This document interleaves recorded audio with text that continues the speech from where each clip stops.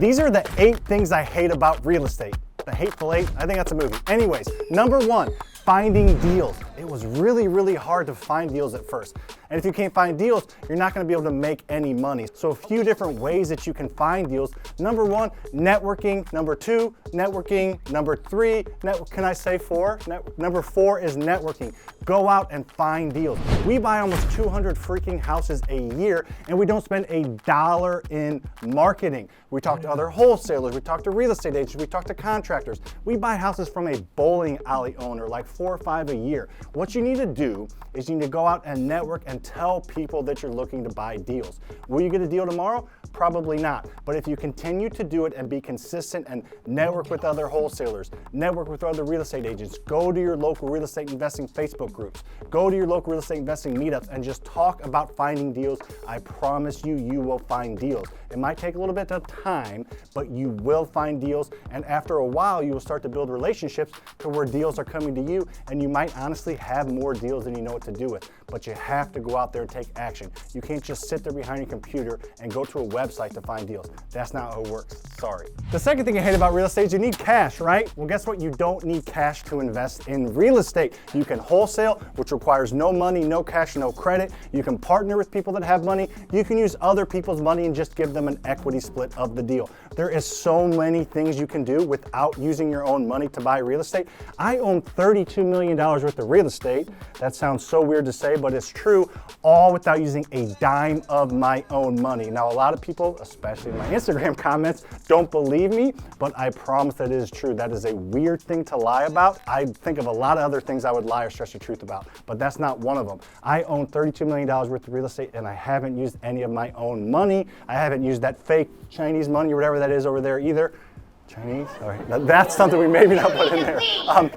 I used real money, but it's been bank money, it's been hard money, and it's been private money. So the 3 money sources that I have used have been hard money, which is other companies out there. If you don't know how to find hard money lenders, just simply Google hard money lenders near me. They are actually in business to invest with real estate investors that are brand new. So they're literally in business to lend you money. Now there's a process you have to go through and get approved and all that, but regardless, they will lend you up to 100% of purchase and rehab, if not darn close to that. The other source, and my favorite source I use, is private money lenders. I have a ton of videos on this channel about how to find private money lenders. This has been my main source. They finance apartment complexes, storage facilities, houses. They finance everything because they're relationship based. And you're probably not gonna find one right away, but whether it takes you 2 weeks or 2 years to find a private money lender, one private money lender that's solid will change your investing career and probably your life. And the third source is small local banks. They do the long term. They will only really come into play if you're wanting to buy rental properties, which I obviously suggest doing. But if you work on connecting with hard money lenders, private money lenders, and banks, you will have more money than you know what to do with. There is way more money out there than deals. So find the deals and there's your money sources. The third thing I hate about real estate is contractors suck. Well, they don't all suck, but in general, contractors can be difficult to deal with, especially if you're a new real estate investor, and especially if you don't really communicate with them that well. It's all about communicating and setting the expectation. Let's talk about where you can find contractors and then how to communicate with them. The first place, and might sound like a broken record, but it's true, is other real estate investors. Talk to other real estate investors. These Facebook groups, these meetups, these things that you're going to find deals, talk to these people. You're gonna go to a meetup and there's probably going to be 100 to 200 people there, and probably 50 to 75 of the people there actually own real estate and go out and invest. So that's a huge gold mine for you to be at. So when you're talking to these people and you're connecting with them and you're actually having conversations with them and asking them questions and not lying and telling them your experience, be honest, tell them you're inexperienced, but ask them questions like, who's the best roofer you have? Do you have a guy that does really good floor? Do you have a gal that does this? Just ask for what you're looking for, and more than likely they will be happy to give you those connections. And once you get those connections, make sure to treat that contractor fairly, pay them on time, communicate with them, because guess what?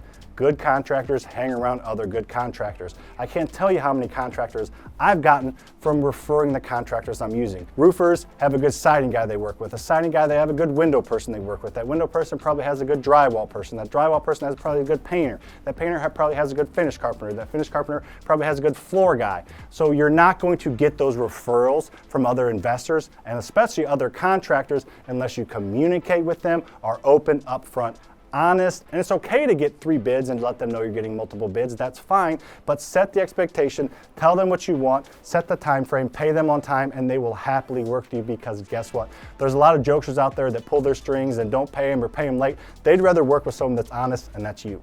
And if you don't mind me throwing stuff at the camera and yelling at you, make sure you're following my TikTok and Instagram at Sam Faster Freedom. I got a lot of different ways on those platforms to provide you with other types of content. You know, each platform has its own different way that I can give you information and teach you for free. So make sure you're following me, obviously on YouTube, TikTok, and Instagram. Number 4 is rehabs are stressful. I hated at first dealing with rehabbers and contractors, like I just said, but not understanding the process fully. When is this rehab going to be done? It's going over budget.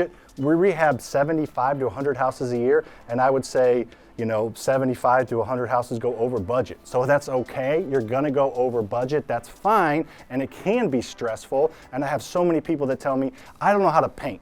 I don't know which way to turn a screwdriver. I don't know anything about rehabbing. How am I gonna rehab an entire house?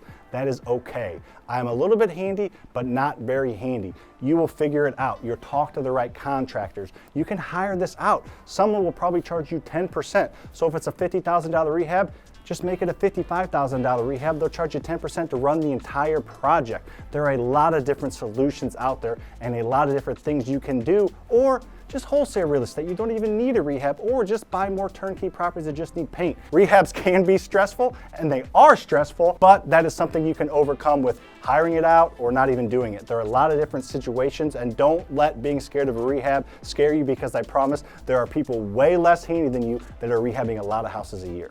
Number 5, caught it with my hands. Number 5, tenants suck. I know there's a lot of sucking going on in this video. Sorry about that, but I'm kidding. I actually love our tenants. Our tenants are incredible, but there are bad tenants out there, but there are way more good tenants than bad tenants. You just need to know how to find the good tenants. There are a lot of really good tenants out there, and tenants don't suck in general. You just suck at finding the good tenant. There are a lot of them out there. If you know what to look and how to look and where to look, you can find amazing tenants.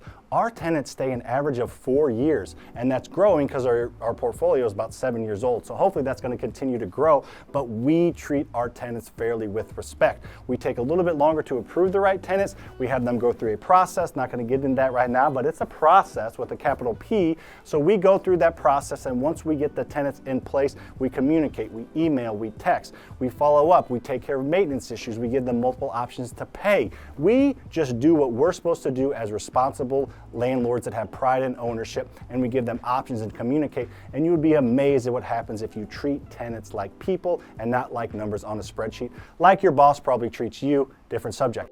Anyways, if you are willing to treat tenants fairly with respect, you will find good tenants and you will make a lot of money and you'll be happy. Number 6 is pretty broad. Expenses. What are expenses? They're expensive. That's original content right there. Investing in real estate, it has its expenses. If you own a house, you have utilities to pay while you're rehabbing. You have taxes, you have insurance. If you are renting out a house, you have expenses like maintenance. And no matter what you're doing, unless you're just wholesaling without even owning it, you're gonna have expenses. And even when you're wholesaling, there's gonna be closing costs and different type of things. It's not a free enterprise, it's a pay-to-play type of game. However, if you build those expenses into your actual investment, you are gonna be just fine. Like, we build in the expenses of closing either by assigning a wholesale deal and not even having those, or just building that in. We know it's going to be about $1,000, so rather than a $20,000 wholesale, it's going to be a $19,000 wholesale fee. So just bring those expenses when you're running your numbers. When you're running your rehab numbers, have all your expenses in there. Have your insurance you're going to have holding the property for 6 months through the rehab. Have the interest you're going to be paying your hard or private money lender built in there. Have some extra expenses for when you go over budget. Just build in all those expenses and your closing costs if you're going to flip the property and sell it, and whatever you're going to pay your real estate agents to sell it. Just build in all those expenses, and when they're known, you can calculate them and make decisions based around what those expenses are going to be. That might mean you're buying a little bit deeper. Whatever that looks like, you're going to have those expenses known, because for the most part, you're going to know majority of the expenses before you buy it. Then if you're rehabbing it, whatever you're doing, you're going to be able to see those expenses coming and make adjustments. So just be aware of the expenses. Like anything in life, nothing's free, but just be aware of those expenses, and you will make calculated decisions and educated decisions to kind of circumvent them or just have them under control. Why did I just drink? Because number 6 is liquid. A lot of people don't like real estate because it's not super liquid. If you have money in your bank account or in crypto or in the stock market, that's pretty liquid. You can probably get that out in 2 to 3 business days. So real estate investing is not that liquid, especially owning rental properties. However, it's not too bad. It's not like having an IRA where you have to pay penalties or you can't get it out till you're 59 and a half. If you own real estate flipping or wholesaling, that's pretty liquid. You'll get that money quickly. If you have rental properties, just think of it as more of a long-term game. Investing in rentals is not a get-rich-quick scheme. It's a get-wealthy-for-sure process. So you just need to understand that and not worry about that liquidity. Have some HELOCs, some home equity lines of credit on your personal properties, or have some cash or some extra credit limits on your credit card that you can get liquid if you need to. Just understand that investing in real estate, especially rental properties, is a long-term game, and have that liquidity if you need that in other investments. Just don't not invest in real estate because you can't get your money out in 2 days. That is a horrible reason, because if you overcome that fear and invest in real estate and have your kind of diversity and liquidity set up in the forefront, you're going to grow so much wealth with holding these rental properties. My very first rental property, I had a $100,000 mortgage on it and it was worth $125,000. That was like 6.5 years ago. Now it is worth $200,000 and I have about a $52,000 mortgage on it. So I have almost $150,000 of liquidity because I can do a cash out refinance, I can pull a line of credit on it.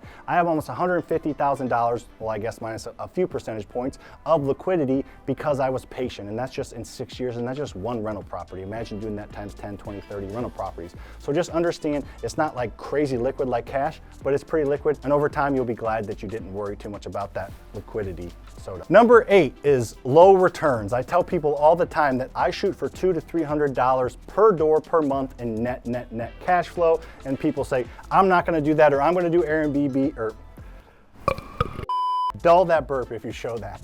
Most of the reason people think the returns are low is because they're not looking at the entire picture. When I just talked a second ago about my first rental property, guess what? I got $200 to $300 a month over the past 6 years on that, so over time that adds up, but also that property's gone up in value $75,000. The mortgage has been paid down by the tenant almost in half because at first we were paying it down a little bit extra. We got away from that, not gonna go down that rabbit hole. But if you look at all of it together, I talk about the passive wealth trifecta all the time.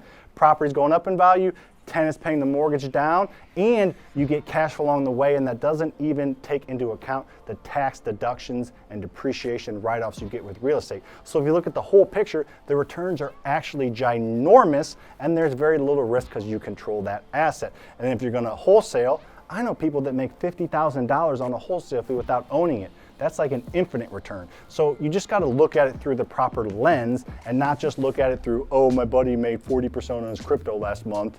I guess that's people invest in crypto have low voices, but regardless, you just have to look at it the right way. About a year ago, we recorded this awesome HGTV style before and after video where I walk you through the property. I show you the numbers, I show you the before, what we're gonna rehab, and then flash forward to after it's rehab. So if you wanna know how rental rehabs look and how you can buy real estate without using any of your own money and own long-term rental properties, check out the video over here. And if you're still watching and you haven't liked or subscribed, what are you doing?